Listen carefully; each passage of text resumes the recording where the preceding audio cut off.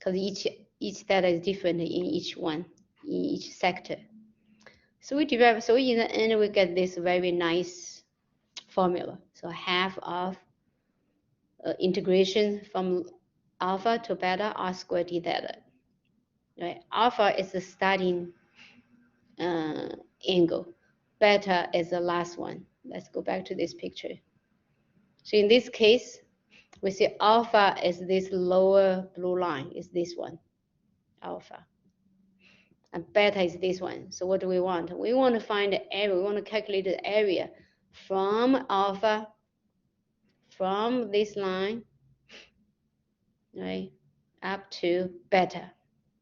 And the area of this, like a shell, right, area of this. So we approximate, right? But approximation, of course, going from a finite world and then by taking limit, go to infinite world. So this is the exact area, all right, exact area of the sector. So it's a half integration, lower angle, lower limit alpha, upper limit beta, r squared d theta. Let's see an example. So we want to find the area of one petal. Okay, so we don't know alpha, we don't know beta, but one petal. So remember the graph of the, remember the last time we see 4 petals, right? Maybe we see more petals. So petals means it go back, so the 2 points, the starting point is at the origin, the end point at the origin also. So let's see this is the origin, right? One petal could be going out, going out, going out, then come back, come back, come back, come back to the origin. So that makes one petal. So we don't know, so we need to solve. We need to solve for the equation, see when will r be 0, right? When will r be 0? Let me see if I have, oh, we do have graph here, great. You see, this is r equals to 3 sine 2 theta. Well, r is the f of theta, right? It's a function in terms of theta. So r is a function in terms of theta, the angle.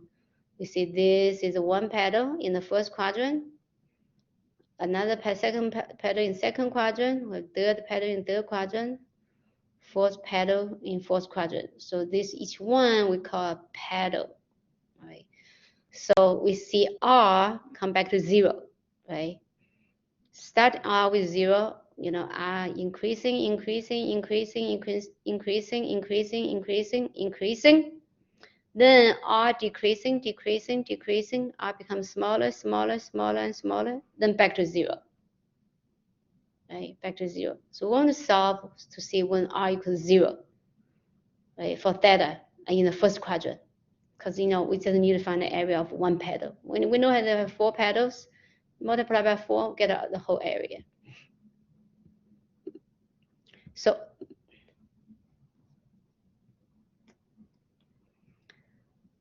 when theta equals 0, we have r equals to 3 sine 2 times 0. Well, sine 0 is 0. So r indeed is 0.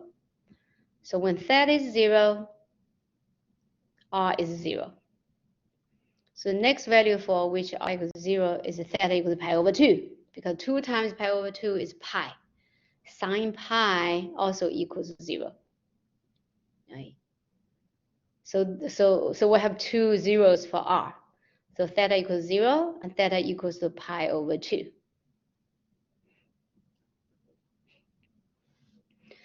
So that means alpha equals 0 and beta equals to pi over 2, right? In our formula, for our formula. So get a lower limit 0, upper limit pi over 2. And what's f of that? What's r? Then r squared is just f of theta, right? Just 3 sine 2 theta. So we plug in, we use a formula, we have half integration from lower limit 0 to upper limit pi over 2. Function f of theta or r, just 3 sine of 2 theta.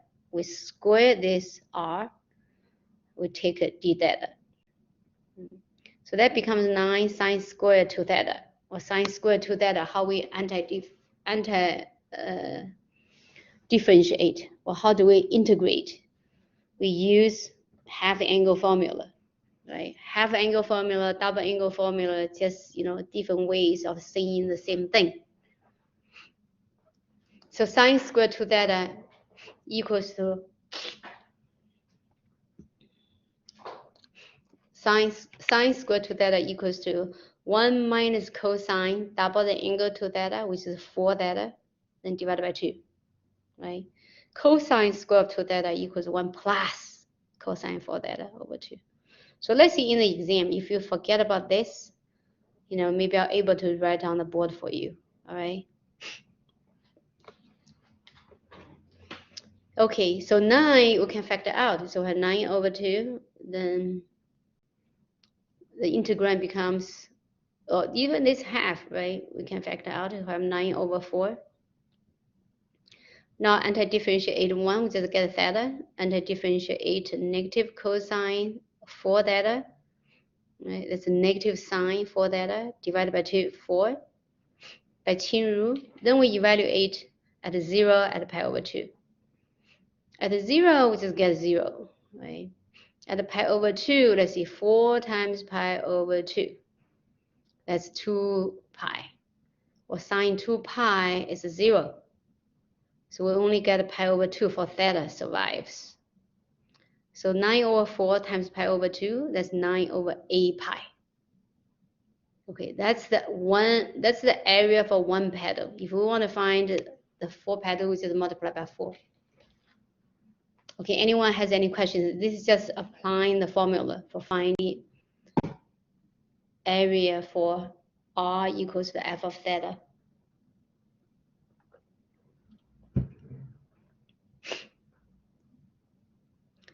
All right, very direct, right? Okay, now everyone try this.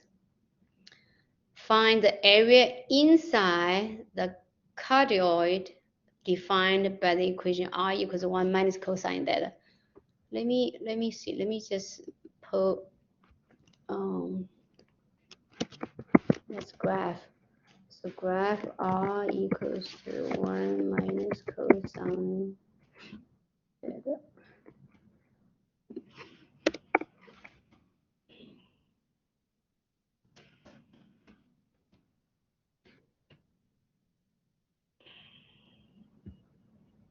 Okay, I want to pull out decimals.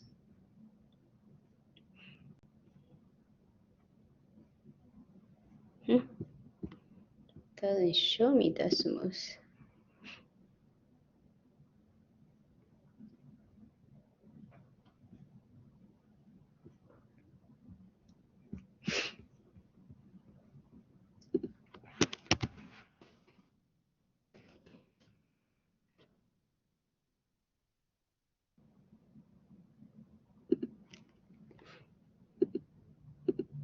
Decimals graphing.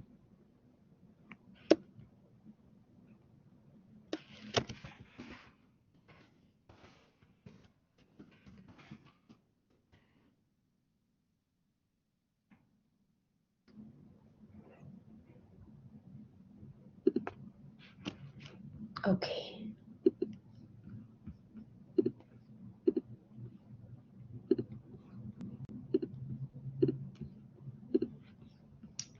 Okay, so R equals to 1 minus cosine theta. So that's a graph. Okay, so this is a cardioid. Right, so it looks like this. So what do we need to do? So let me go back to the question. The question is, we want to find the area inside the cardioid defined by this equation.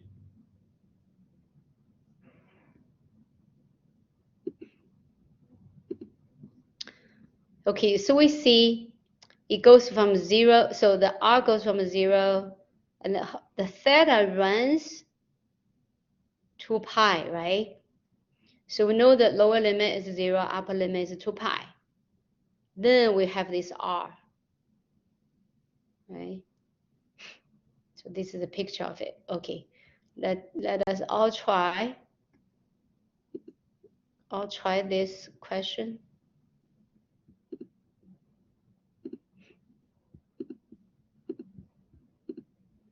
7.15. I'm going to try also.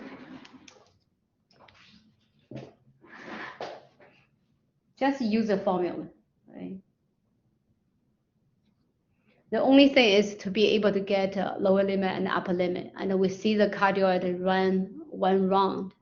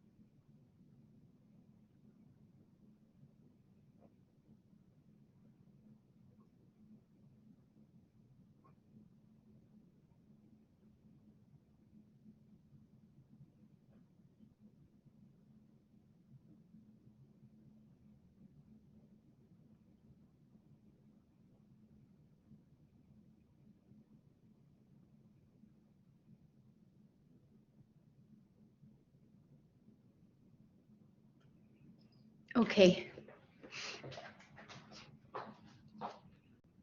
Okay, let me know what you get.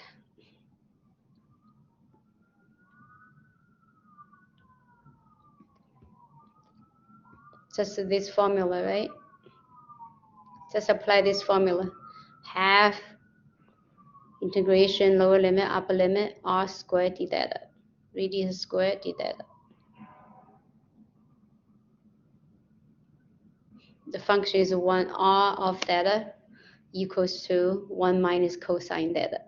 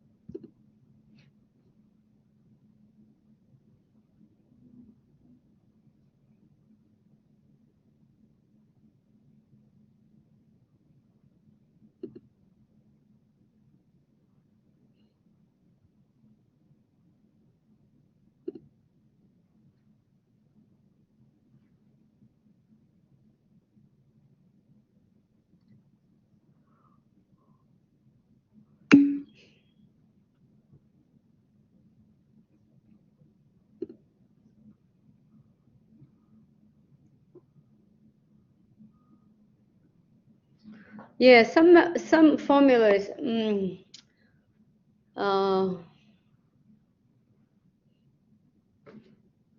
If you could try it. If not, I'll write on the board. Okay, when we take exam.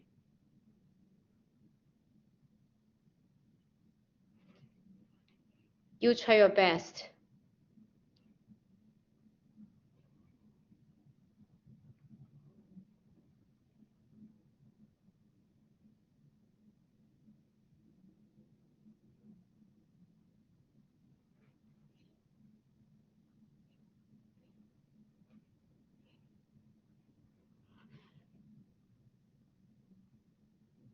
Anyone get an answer? So for this one, we have to apply double angle again.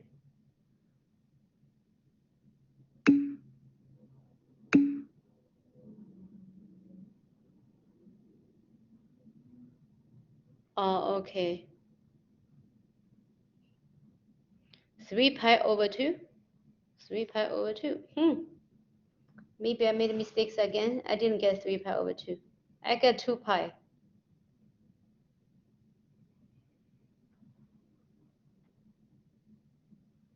Oh, okay, okay, you're right. Because this is half. This one should be half of a half. So this is 1/4, then 1/2, 1/2. So 1/2 pi plus pi. Yes. Yes. Paul and Shahaya, you are right. It's a 3.5 pi. Because the second half has to multiply by the first half.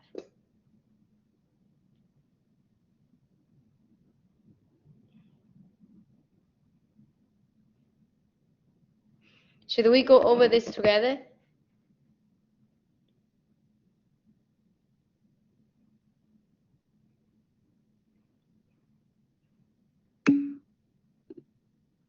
Okay, let's go over together. So we want to use this formula, the area,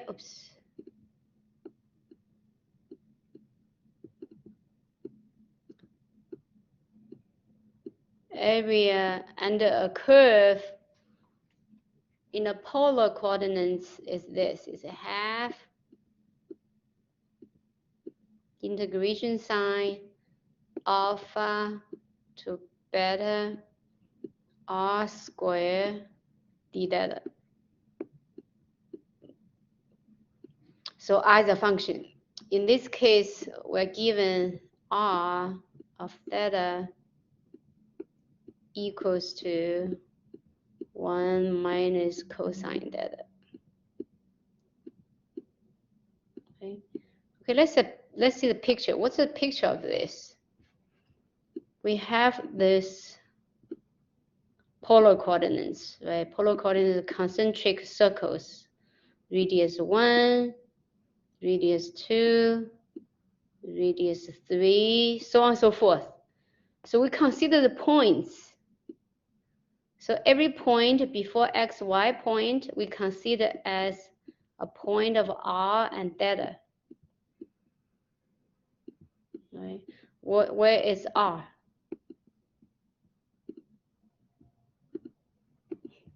Let's see a point here, right? It has r. R is a radius. Means from the center to this point. So this is r. Where is theta? Theta is this one made with the r-axis. So we call this one r-axis. Right? It's this one. So that's theta. So this point is represented with the radius. Means this point is on this circle with radius r. And with theta, the angle of this coterminal line, right? The center and this point we connect, we call this coterminal, made with r-axis. Right? So this is theta. So each point is represented by this. Then we're given this formula. We're saying, okay, if we want to find, if we do, let me draw another picture. So now our picture, let me see if I can even draw it. Can I even draw it? Something like this, like an apple, right? Right? So we want to find the area of this. So how do we find? The area is, with the scalar half, then lower limit alpha, lower limit angle alpha, upper limit is beta. We see this one, we observe this one. Let me change another color. So we observe this picture, right? We see, okay, you see, I start from this point. My angle, do you see my angle goes, so my lower angle, my alpha is 0.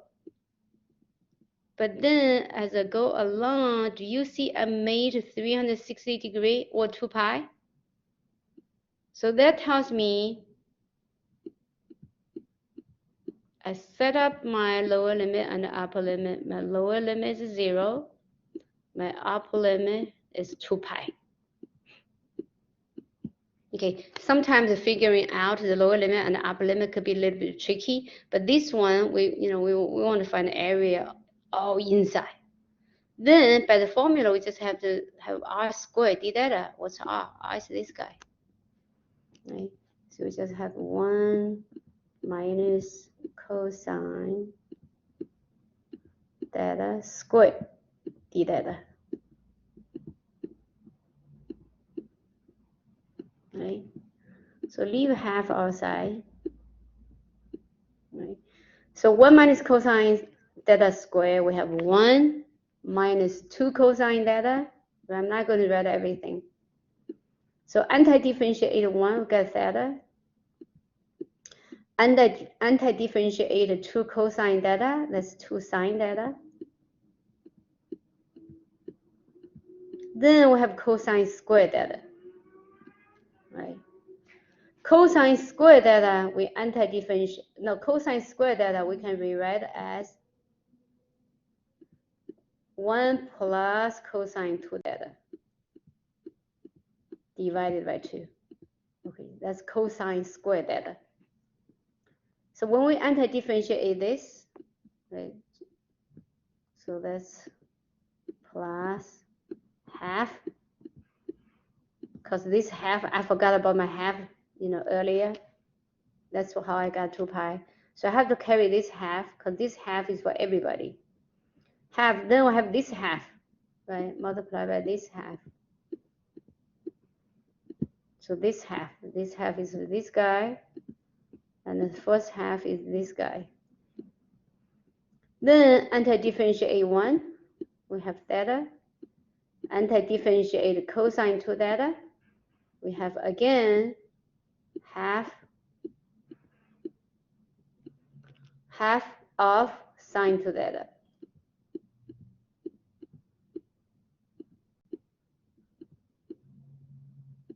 Right?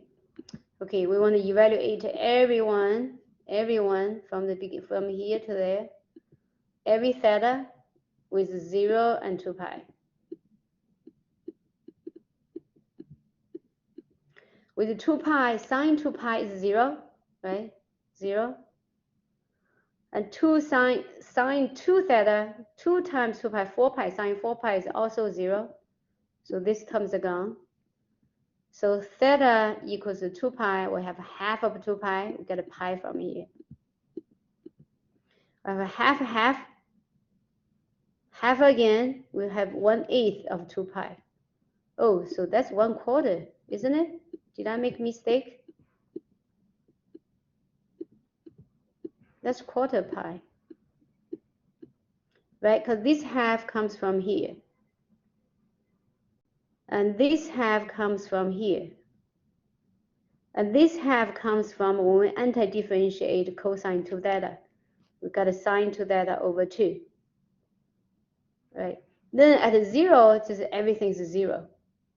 So 0 doesn't contribute to anything. So we have pi plus 1 over 4 pi, which is 5 over 4 pi. It could be I made mistakes here somewhere, or could be you guys made a mistake. Let's see, Shahaya and Paul. Do you think 5 over 4 pi or 3 over 2 pi now? Or anybody else? What's your answer?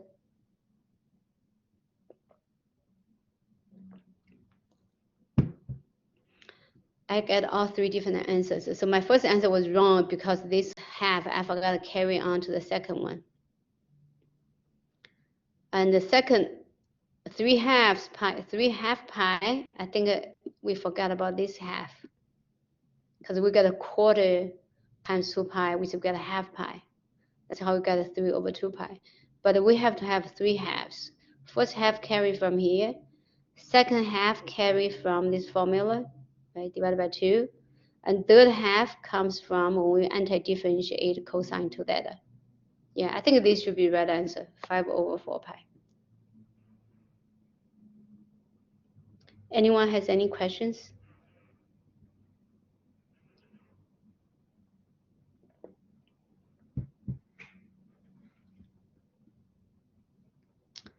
Okay.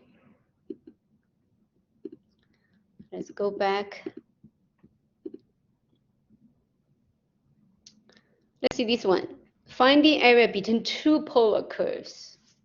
So the first one, of theta equals 2 plus 2 sine theta. The second one is of theta equals 6 sine theta.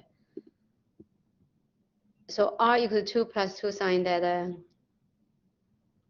So that's the blue color. R equals 6 sine theta. That's a circle, right? That's a circle just not centered at the origin. So the in between of those two curves, we see is this one.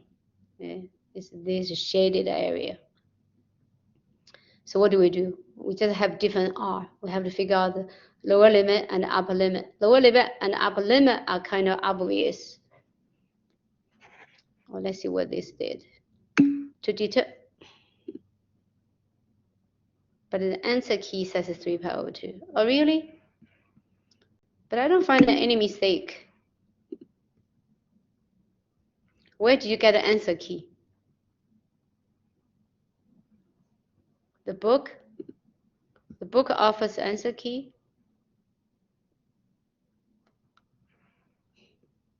Where did you get the answer key? I think the answer key is wrong. Right? Because I cannot find mistakes from what I calculated. Oh, click on the question so get an answer key. Oh, I didn't know that. No? Where did you click?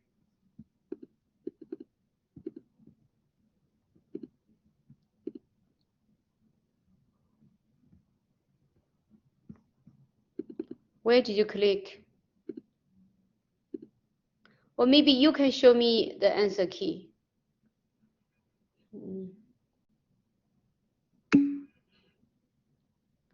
Table of contents. Or from the very beginning.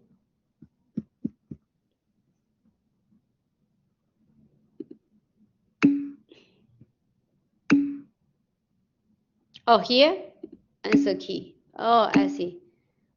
Chapter 7. 7.15, right? No. Yeah, 7.15. 3 pi over 2.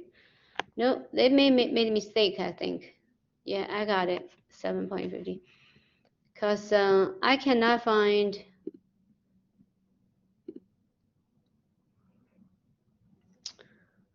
You see, we have a half, right? Half of 1 minus cosine theta squared. And this one would be 1 minus 2 cosine theta plus cosine theta, right? So for the first half, no problem. So get anti-differentiate 1, we get theta. Anti-differentiate negative 2 cosine theta, we get negative 2 sine theta, right? No problem at all. When we substitute 0 and 2 pi, we just get 2 pi. 2 pi times half, so we get 1 pi. So this part I have no problem. Now the second part. The second part is half. We have half from here. We have to carry this half. Then cosine square theta equals to 1 plus cosine 2 theta divided by 2. So we have this half. So this half, so that's this one. So that's this second half. Then when we anti-differentiate, so we anti-differentiate 1, that's theta, no problem. When we anti-differentiate cosine 2 theta, what do we get? We get a half sine 2 theta, isn't it? So that's why we get the third half. We get oh, hold on. I made a mistake.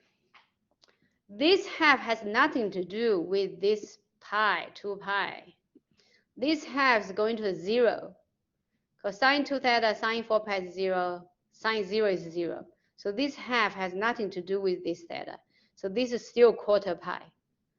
So that's still quarter pi. So quarter pi plus pi, that's so 3/2 pi. Yeah, because this is, so this is a quarter pi. This is a half pi, right? Because theta equals 2 pi, we have quarter times 2 theta, that's half pi. So pi plus half pi, that's 3 half pi. Yes, so the answer is still 3 half pi. I made a mistake again. I made a mistake about this half, but this half doesn't contribute to theta. Okay, great, thank you. Now that's clear. That's clear. I made a mistake on this, because this half just, half times 0. So this half doesn't do anything. But the value is from this theta. Theta equals 2 pi. 2 pi times a quarter, that's half pi. So pi plus half pi, that's 3 half pi. Okay, thank you. Thank you. You see how easy to make mistake?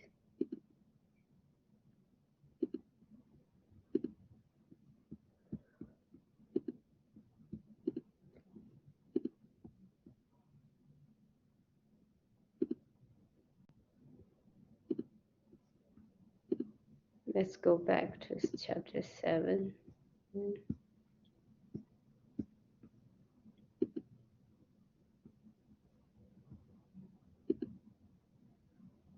Oh. All right, I have to restart again.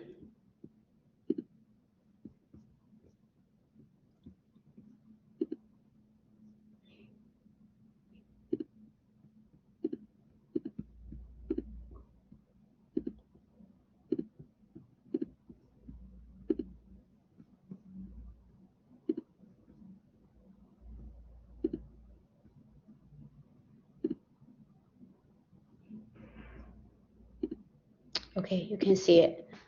All right, so 7.15 equals 3 half pi. So this equals 3 half pi. All right, now let's try to do this. So between two polar curves.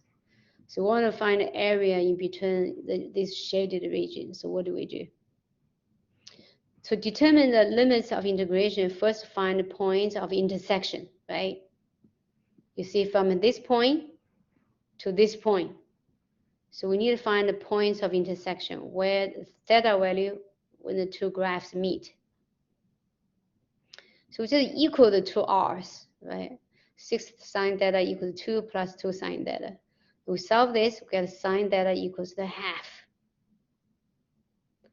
Sine theta equals the half. Remember first quadrant and third quadrant, right? Sine value being positive in two quadrants, first one and second one. In the first one, theta equals to pi over 6. Second quadrant, pi minus pi over 6, which is 5 pi over 6. Right, so we get to the theta value, we get the lower limit, we get alpha, we get a beta. Right, alpha is the first quadrant, sine pi over 6 equals half, right? And beta is 5 pi over 6 because in the second quadrant, the reference angle is pi over 6, but the true angle is pi minus pi over 6, which is 5 pi over 6. So the circle r equals 3 sine theta is okay. We have graph that. So now we have lower limit alpha pi over 6, upper limit beta equals 5 pi over 6. Then we just substitute into the equation, right? The formula. So get an area under the orange curve, subtract under the area of the blue curve from pi over 6 to 5 pi over 6. So that should be the area of the shaded region.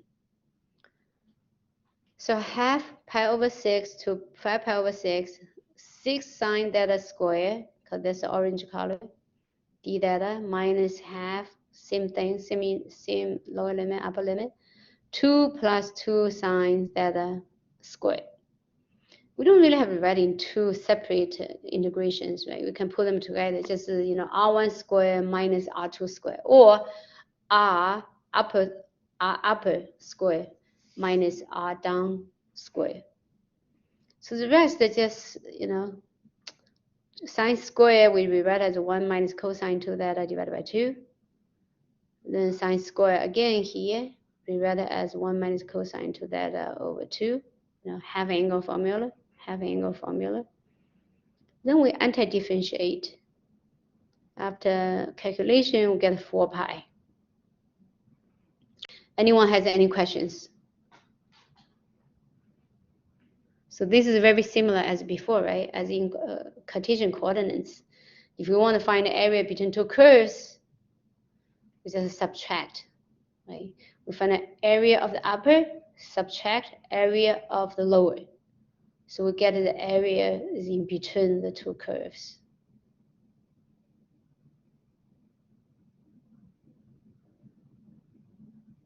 Anyone has any question? Okay, let's try this one then. 7.16. Find the area inside the circle r equals to 4 cosine theta, and outside the circle r equals to 2.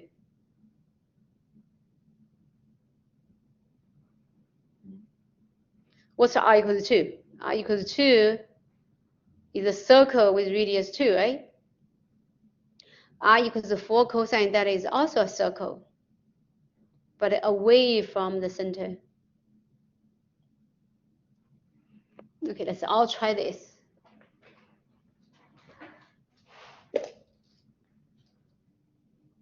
So we need to find the point of intersection.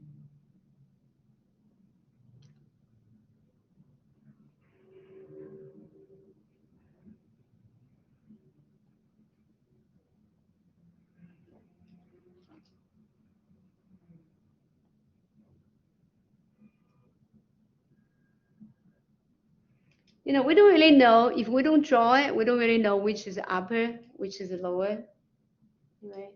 Actually, I think a 4 cosine theta is upper. In case sometimes we don't know which one is outer, which one is inner, which one is upper, which one is lower. You know, if we in the end, when we calculate or get a negative value, we just switch the integrand.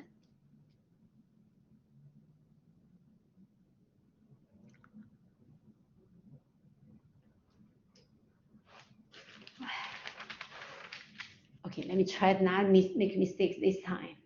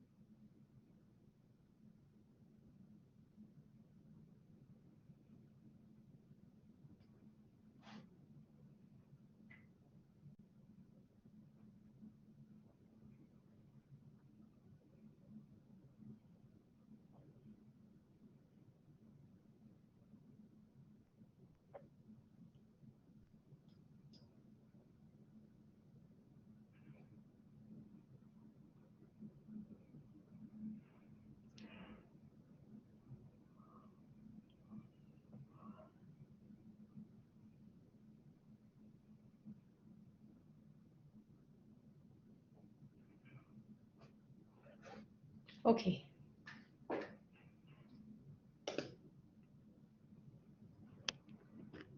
Let's see what you get.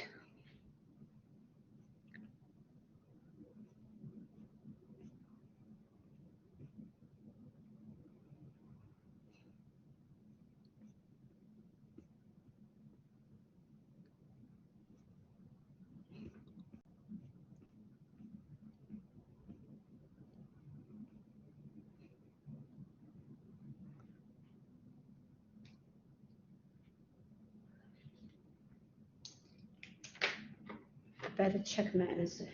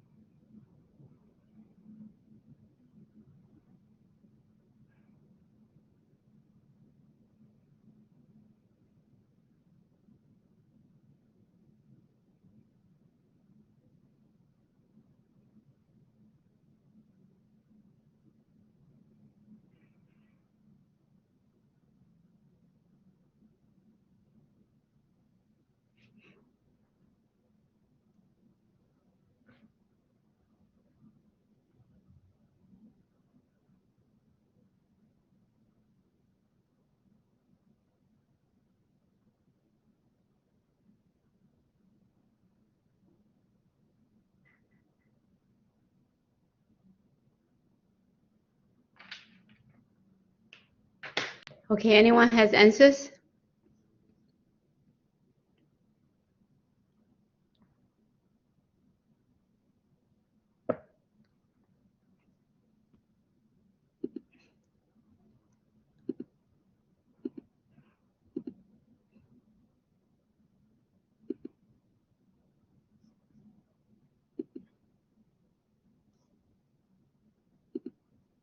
Let me check the answer to see. If you don't have yet, keep trying. 7.16.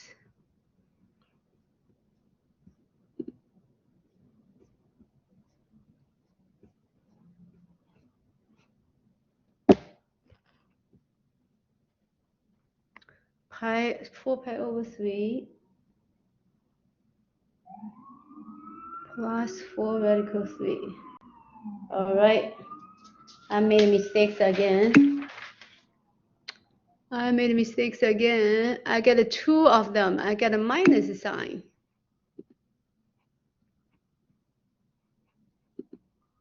All right. 4 square root of 3 plus 4 pi/3 plus 4 square root of 3. Yeah, you guys got it right. So I made a mistake somewhere. All right, I'll check later. Should we do this together?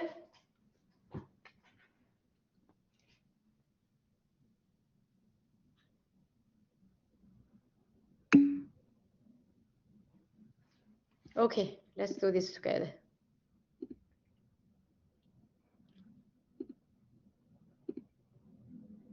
So we have, let's write down our R first. So R equals to, so think about R as R of theta. Okay, I'm going to write as D. R of theta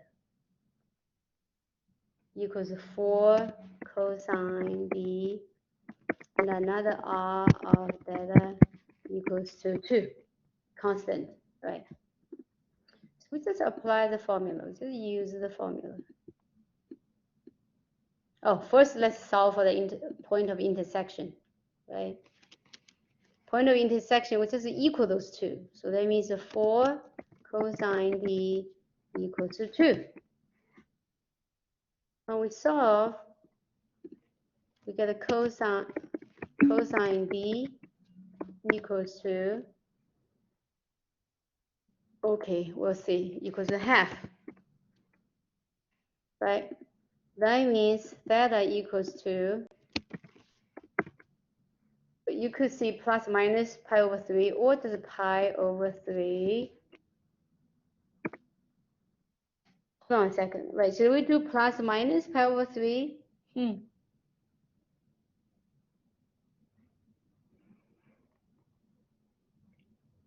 No, Damon. Oh, yes, you're right. You are exactly right. Because cosine being positive is the first quadrant and the fourth quadrant. Yeah, let's do that. So negative pi over 3.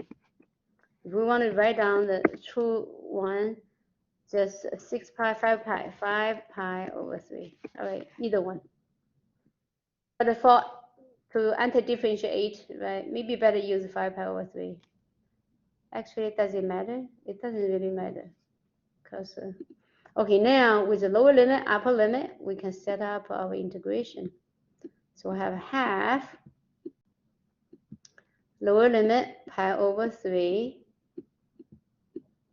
upper limit 5 pi over 3, or same as negative pi over 3.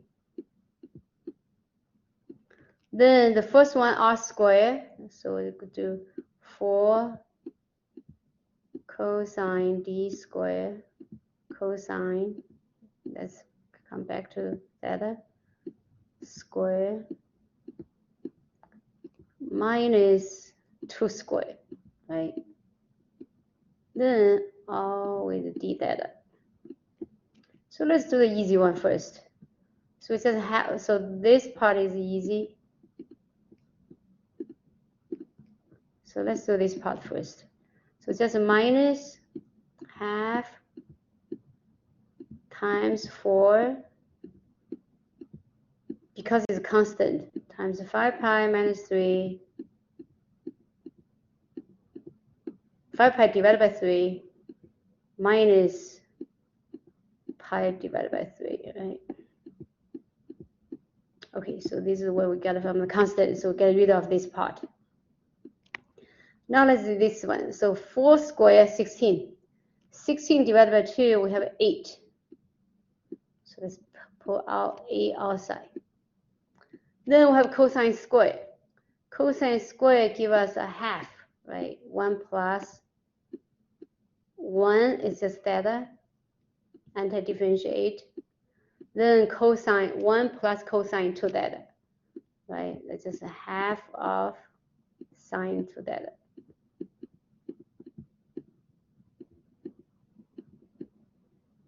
Then evaluate at the two upper limit and the lower limit. So 8 over 2, that says 4. 4 times 5 pi over 3 minus pi over 3, that's just 4 pi over 3.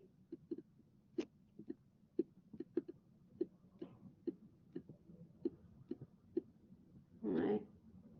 Then plus half of, well, sine 2 times 5 pi over 3. What's that? There's 10 pi over 3. 10 pi over 3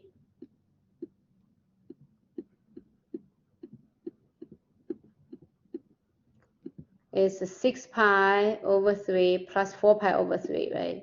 So basically equals to 4 pi over 3 in third quadrant. Third quadrant is negative value, so sine negative. So that's negative sine pi over 3. Well, what's negative sine pi over 3? Negative root 3 over 2. Oops. Right. And then minus the lower limit. Minus half still. Sine of 2 pi over 3. Well, sine of 2 pi over 3, second quadrant, positive. So minus root 3 over 2. Then minus all this. So this will simplify, we get 2 of this. So 5 pi minus pi, that's 4 pi. 2 times 4 pi, that's 8 pi. So 8 pi over 3. Now 4 times 4, 16 pi. 16 pi over 3 minus 8 pi over 3, we get 8 pi over 3.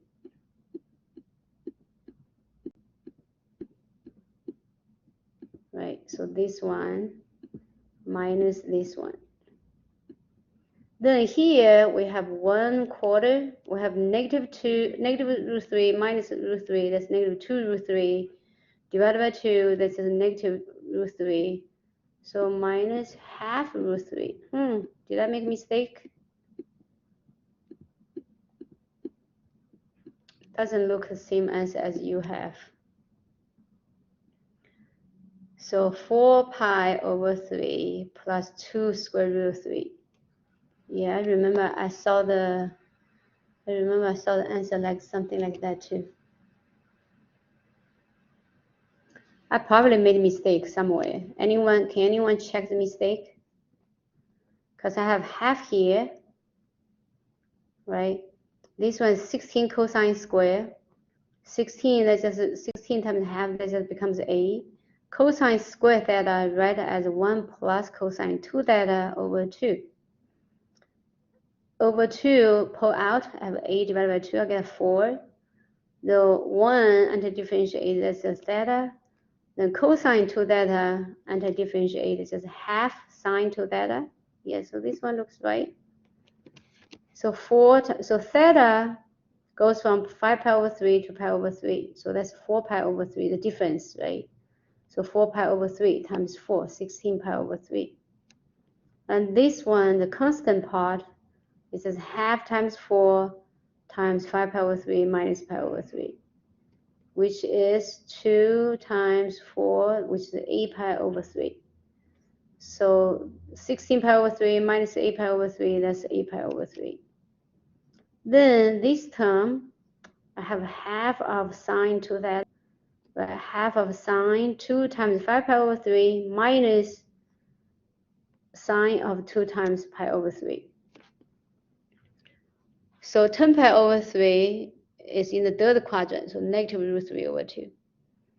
2 times pi over 3 is 2 pi over 3 second quadrant. Second quadrant is positive, but I'm doing minus. So I get negative 2 radical 3 divided by 2, which is just a negative radical 3. Then let's divide by half. I cannot find my mistake. Why did you replace the equation with limit values so early? Oh, because when you do minus, right?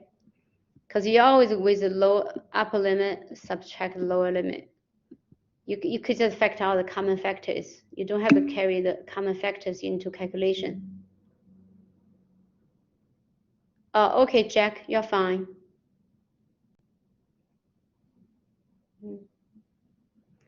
So I cannot find the mistakes. I cannot find my own mistakes. Sometimes it's difficult to find your own mistakes.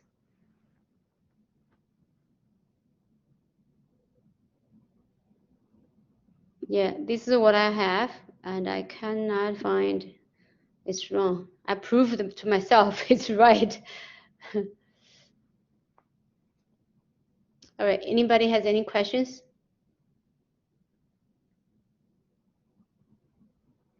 So Damon, when you do calculations, always leave the common factors outside the calculation.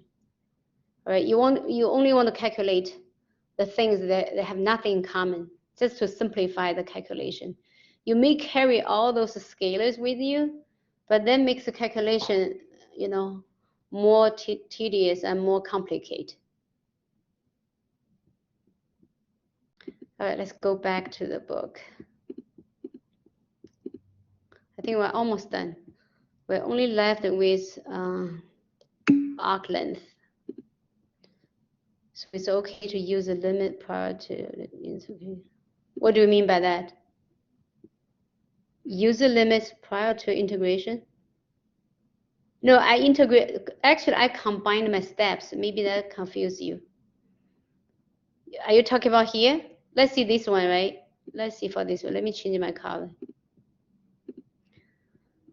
You see, when I anti-differentiate this, you could think, okay, that's minus 4 theta, right? Then you have to evaluate at the upper limit and the lower limit. I just combine those two steps, saying, okay, I get half is from here, minus sine, half multiplied by 4. I just directly do upper limit, subtract lower limit. So I basically, hide the anti-differentiation step. Does that make sense?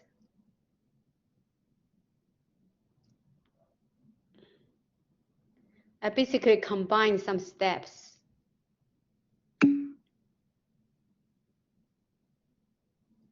What do you mean somewhat?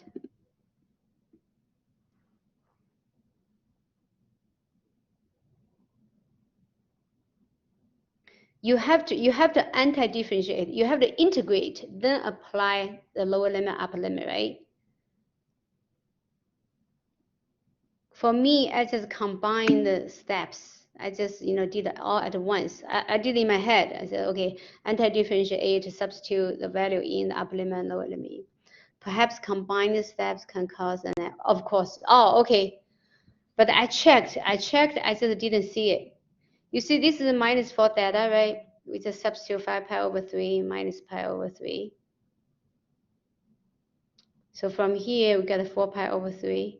Then multiply by that gets 8 pi over 3. Yeah. Maybe you're right. I just couldn't find it anywhere. It could be, right? When you combine these steps, it could cause trouble. I want to fit everything into this tiny page. So I combine some steps. Cosine squared theta, right, give us 1 plus cosine 2 theta over 2. Over 2 I factor out. So 1 anti-differentiate is just theta. Anti-differentiate cosine 2 theta, that's just half of sine 2 theta. Then when we substitute the value in, we get this minus that. Yeah, I don't know. I just couldn't find the mistake. Anyway, let's quit talking about this.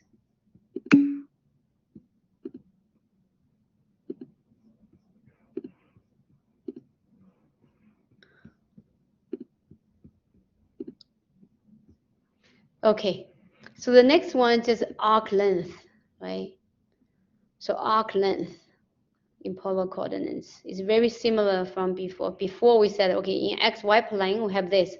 We have dx squared, dx over dt squared plus dy dt squared. Then outside we have dt. Well, another times we read as 1 plus f prime of x squared dx, right? So this is with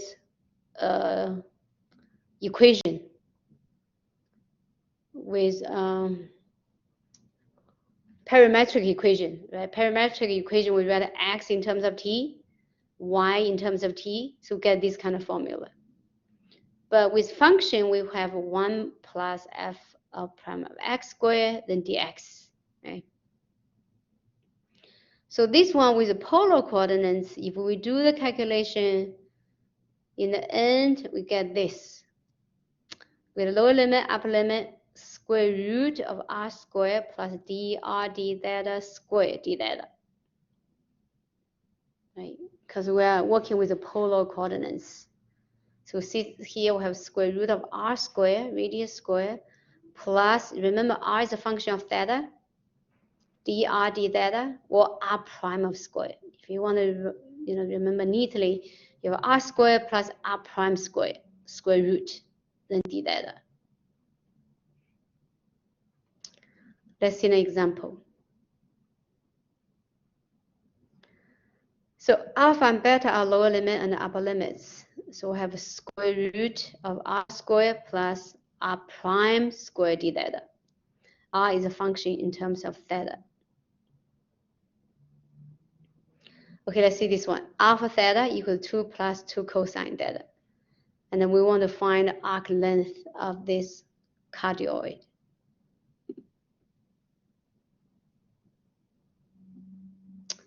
So this thing, if theta, so the starting point is theta equals 0. If theta equals 0, we have r equals to 4, right? So that's a point on, when theta is 0, that's a point on our axis, on the circle radius of 4. As theta goes from 0 to 2 pi, right, the cardioid runs, 2 pi, 360 degrees, and is traced out exactly once. Therefore, these are the limits of integration, so from 0 to 2 pi. So alpha theta equals 2 plus 2 cosine theta. r equals to 0, beta equals to 2 pi. Let me see if they have pictures. Oh, no, don't.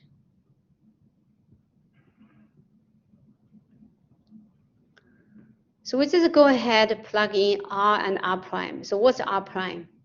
So r of theta equals 2 plus 2 cosine theta. So r prime, or dr d theta, equals -2 sine theta, right? So we just plug in. So r of theta equals 2 plus 2 cosine theta. We square this. Then plus -2 sine theta, which is r prime, square. Then we simplify. What do we get? We get a plus a cosine theta. A plus a cosine theta.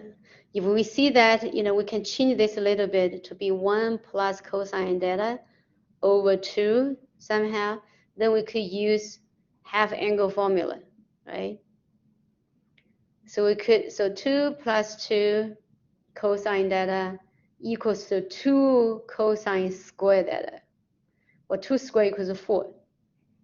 So that's 4 cosine square of theta over 2, right? Remember, cosine theta equals 1 plus cosine 2 theta divided by 2. So here we think 1 plus cosine theta divided by 2 equals to cosine theta over 2, right? So we could factor out 4 from inside here. We could rewrite 2 plus 2 cosine theta as 4.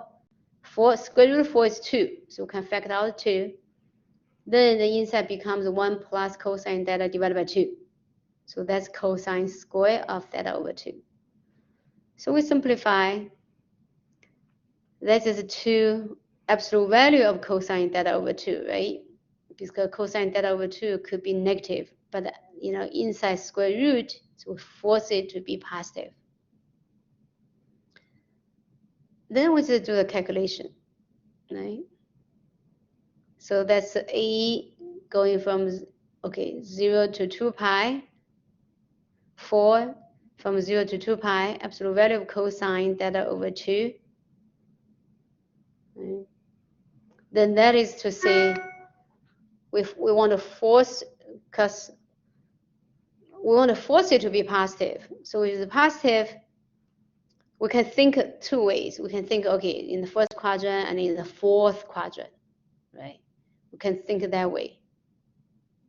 Or we can restrict it. So this changes 2 pi, 0 to 2 pi to be 0 to pi to deal with that. But for me, I would think, that means theta falls on the first quadrant and the fourth quadrant. So anyway, anti-differentiate, we get this. So in the end, we get 16. So this is finding the arc length. The arc length formula. So basically, again, it's apply the formula. It's all about apply the formula. We find the lower limit, upper limit, square root of r square, radius square. Radius is a function of theta in terms of theta. Then r prime square. So square root of r square plus r prime square d theta. So it's all about apply this formula.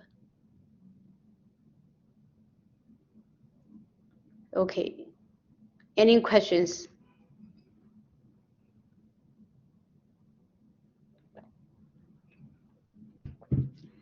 Okay, let's try this one. Let's try this. We want to find the total arc length of r equals 3 sine theta. Actually, this one, we can go easy way, right? We can do 2 pi r. So we recognize this is just a circle with a radius of 3, not centered at the origin, right? So radius of 3, this should be 6 pi. But let's go through the process anyway. Let's apply the formula.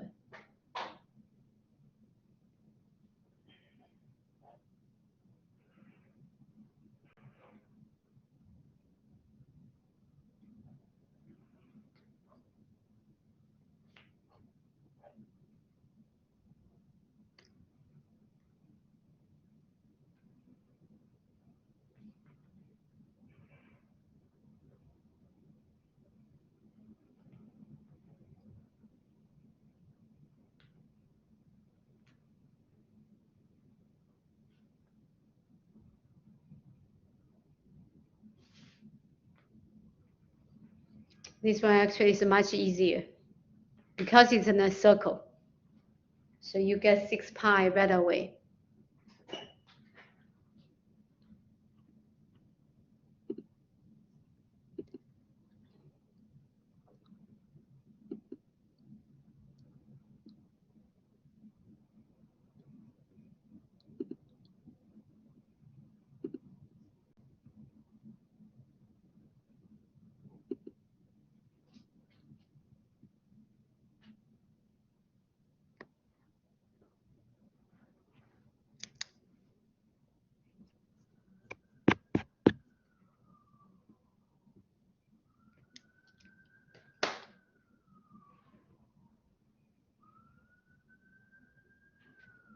So r theta equals 3 sine theta. Apply this formula, right? You know it's a circle, so lower limit is 0, upper limit is 2 pi. Square root of r squared, which is 3 sine theta squared, plus dr d theta. Well, what's dr d theta? 3 cosine, right? So 3 sine squared, which is 9 sine squared, and 3 cosine, which is 9 cosine, factor out 9. You have sine squared plus cosine squared equals 1. Square root of 9 is just 3. You have a constant. Integrate constant is still 3, just 3 multiplied by the upper limit, subtract lower limit. So 3 times 2 pi, which is 6 pi.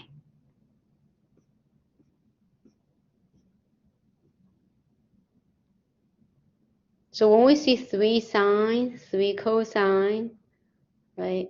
If r equals only, in terms of sine or cosine, that's a circle. If we have a constant plus that, we get a cardioid. That's a pattern for those polar curves.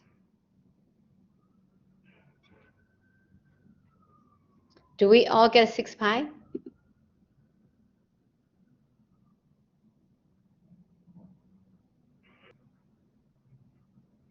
Should we do this together?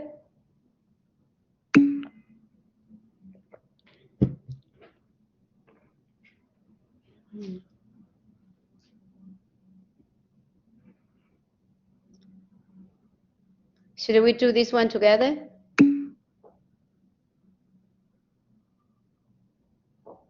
3 pi on the answer sheet? No way. It's a circle. Find the total arc length of r equals 3 sine theta. Okay, or maybe, you know what? The book could make mistakes.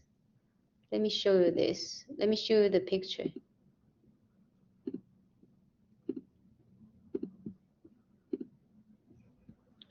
So 3 sine theta. You see there's a circle? It's a circle not centered at the origin. Right? Circle centered not at the origin. So what's the arc length of a circle with radius of 3? That's 2 pi r, 6 pi. But let's do it all together anyway. The book may have typos. So that means maybe I did this one right. The book did it wrong. Let's erase this. So we have r equals to, so our r b equals to 3 sine b, right? So we need to find r prime. R prime of b, my b is theta, 3 cosine b, right? So I need to do r squared plus r prime squared. R squared plus r prime squared.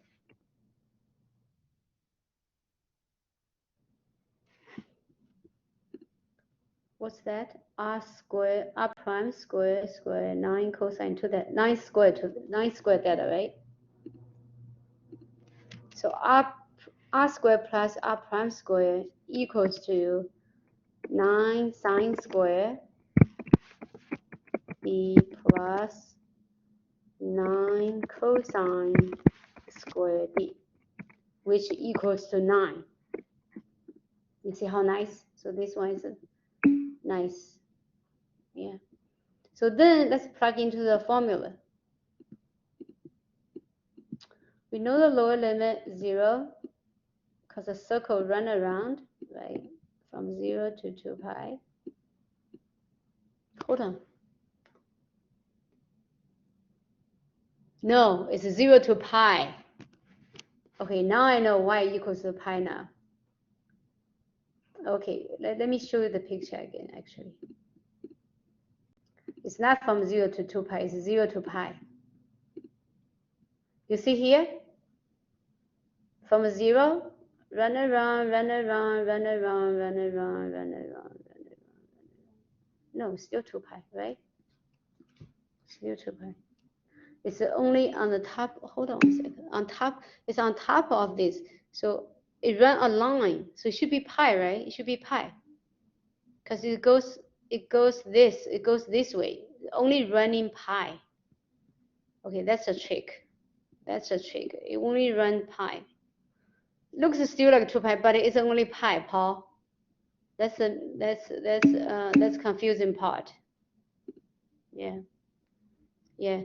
Because it's if the coordinates is here in the center, it didn't run 2 pi. But look at this.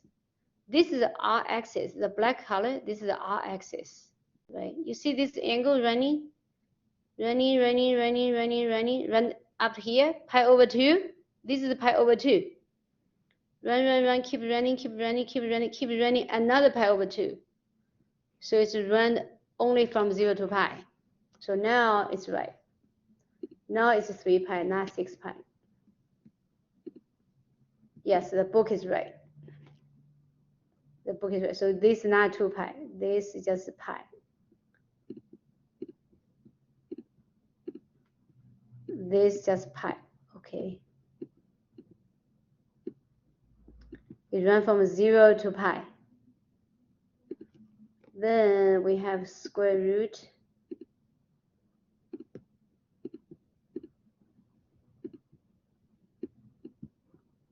So square root of, well, r squared plus r prime squared is 9. Square root of 9.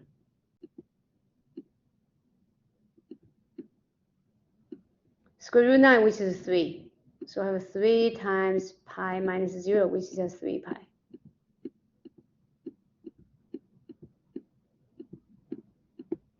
Yes, the book is right. It is 3 pi.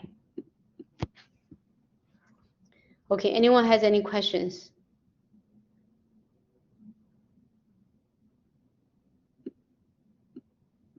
Okay, so right, right. I haven't done this for a while, so I was thinking, running around, that's 2 pi. No. Now I remembered. So not running around. This is just run 180 degree.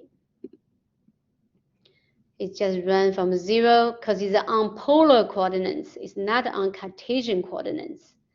If this is on Cartesian coordinates, yes, it ran to 2 pi degree. But this is on polar coordinates. So this is the r-axis. The horizontal line is it's r-axis. Oops.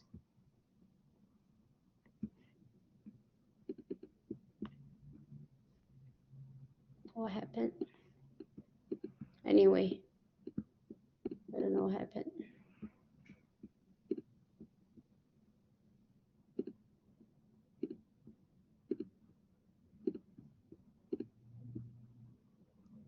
Okay, that's it for today. So we have a couple minutes. Let's take a look of conic sections. So what's involved? We see parabola. Parabola we know very well. Ellipse, hyperbola. I think the difficulty is hyperbola. Let's quickly go through this. So, okay, where does the conic section name come from? So basically from, study 3D objects. So when we study 3D objects, sometimes we want to cut. You see this piece, right? Let's just pretend we cut through here. Then we see a section. So the intersection of this cutting one with this object, the intersection is a parabola. It makes a parabola. Especially this makes an upward parabola. Okay.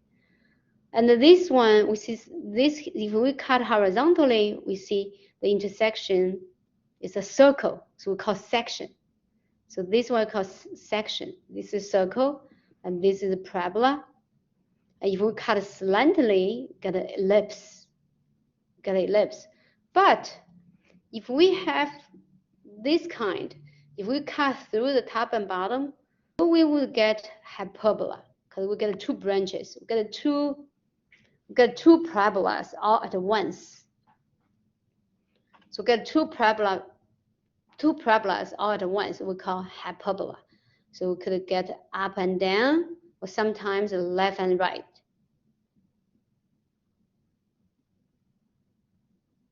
Circle probably we know already, right? Circle is easier. Or some people use this, y equals 1 over 4p x minus h squared plus k. So h comma k is the, what do you call it, the vertex. Or they use this as a standard form for parabolas. All right. So 1 over 4p. What is the p? P, let's see if we have a picture. P is called directrix, right? Directrix. Okay, P is called directrix.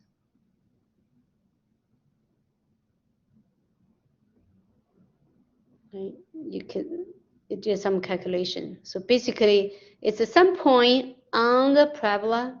Okay, some point on the parabola. You know, it has equal distance to this y-axis and to directrix.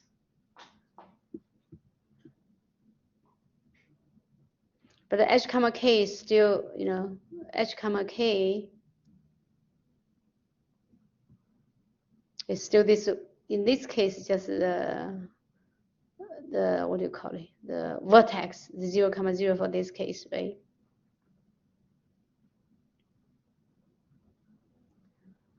Then, you know, with the parabola, they talk about the focus, and you have upward, you have downward.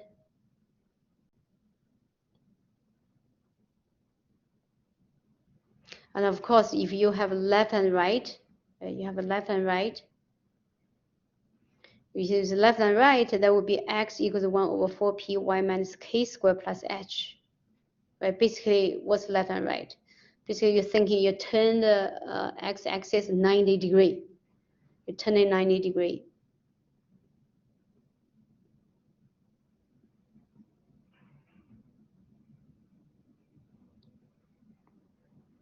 Then they use some name called focus, or you sometimes have two foci. They should start with circle. They should start with circle. Circle has standard form x minus, let's start with circle. So this ellipse, hyperbola.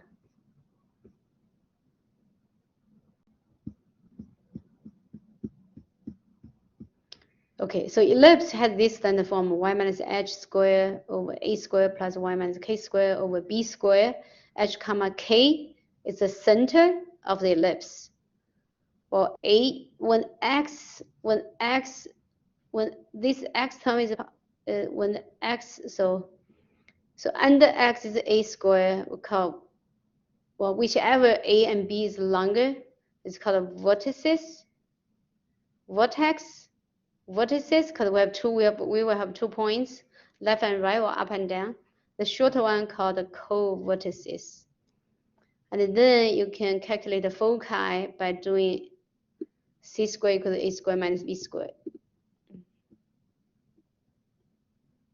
So for this one, how do we write it in standard form? We need completing squares. Same thing for this, we need completing squares. How do we completing squares? We factor out the leading coefficient. Right. Then we divide it by the second term over 2.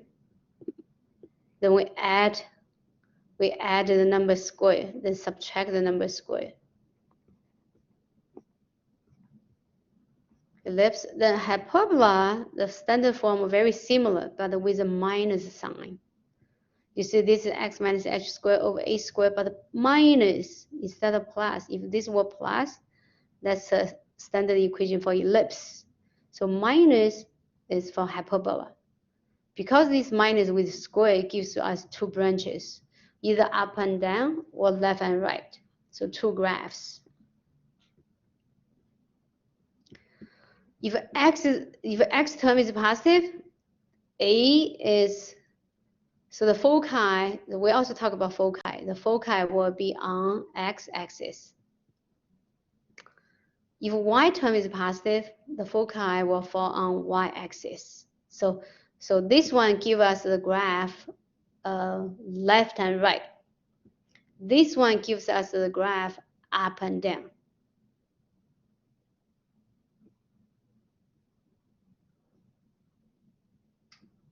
Yeah, give us the equation like this, you know, how do we write it in standard form? We need completing squares. We need completing squares. Just add the number, constant number, then we subtract the same number on the other side. Because right-hand side needs to be 1. For ellipse, it's a plus, and the right-hand side equals 1. For hyperbola, it's minus, right-hand side equals 1. So under x term, that's a squared. Under y term, that's b squared. You see this one, we have x term positive, y term negative. So we have left and right hyperbola. If we do this one, y squared positive, x squared negative, so we will get up and down hyperbola.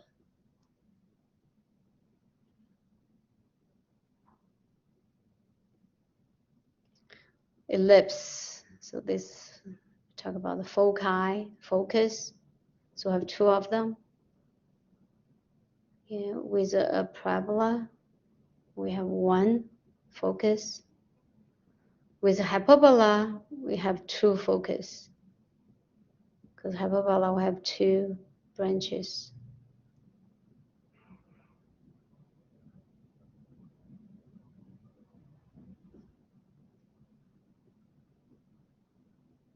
Okay, this I'm not going to assign you homework for this, for conic sections. Only for finding arc length and the area of a curve, or maybe area between of 2 polar curves.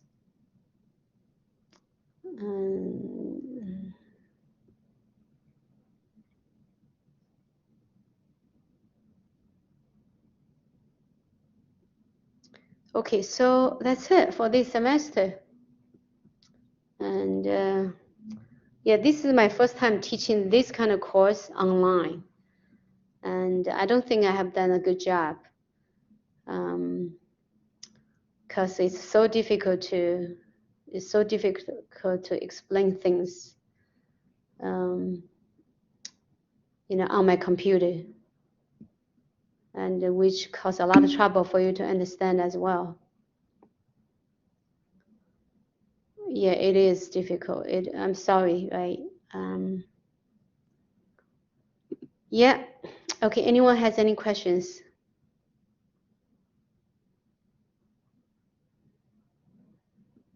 So make sure if you haven't finished your homework, make sure you keep up with your homework. You can still get credits.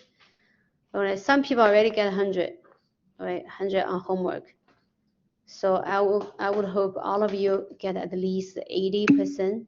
All right. I think a lot of you get 100 already. I googled the previous question, and the 3 different people use 3 different limits to find the arc length. Which question are you talking about? Oh, for the circle one? For the r equals to 3 sine theta? Oh, okay. Damon, that's a trick in this. That's a trick in this. It depends on which one you're talking about. You know, if it depends on which one we're talking about. Hold on.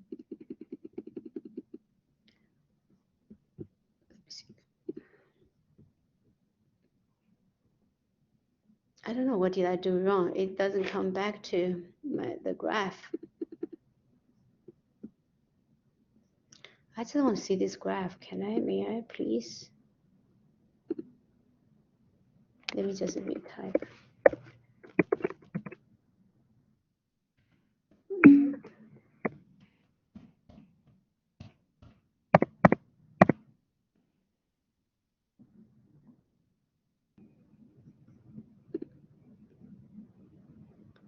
I zoomed out too much.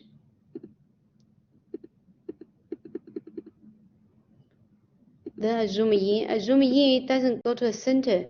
It goes to, if I use my finger, try to pull on the side, you see it goes to somewhere. It doesn't come to the center anymore.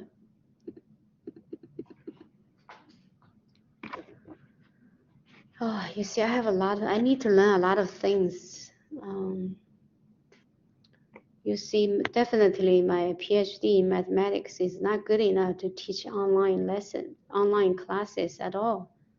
I cannot even handle this. Let me try this one. Oh, I won't be able to get that. So, okay, so the trick is this. Let me use a whiteboard. So the trick is, what are we talking about? Are we talking about, if we're talking about finding the arc length of a circle on xy plane, circle with radius of 3, that's definitely answer 6 pi, right? If it's on Cartesian plane, that's 6 pi. But right now, we are doing polar coordinates. So this is r, this is radius, that measures radius. Then what do we have? Let me see if I can draw circles nicely. Oh, yes, I do.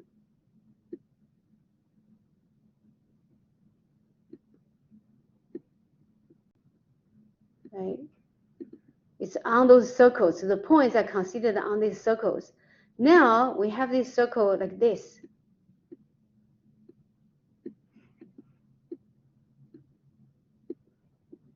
So r equals sine theta is this circle, not on xy plane, not on Cartesian plane, but on polar coordinates. So let's see the angle measure. So that's the trick. You see the angle measure goes from here. I will use different color. What's the angle measure? Do you see the angle measure is pi, not pi over 2? That's pi, right? Because from here to here, that's 90. From here to here, that's pi. So in polar coordinates, even this is a circle, but the degree of alpha and beta goes from 0 to pi. It's not 0 to 2 pi. Does that make sense? Let's look at another circle.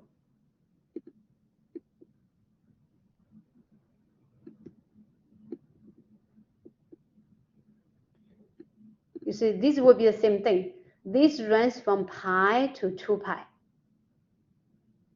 Pi to 2 pi. Because usually when we talk about, a circle is 2 pi, it's 360 degrees. So by default, your head is Cartesian plane. We put this circle on Cartesian plane to talk about, right? But now it's special. We're on polar coordinates. So polar coordinates.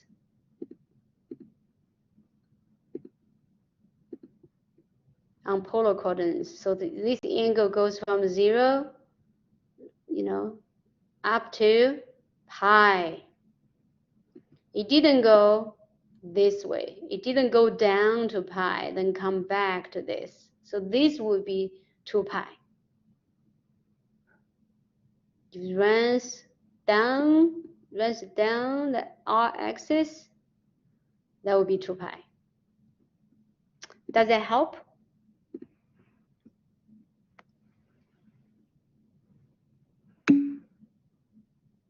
Okay, so it's kind of tricky. It's kind of tricky.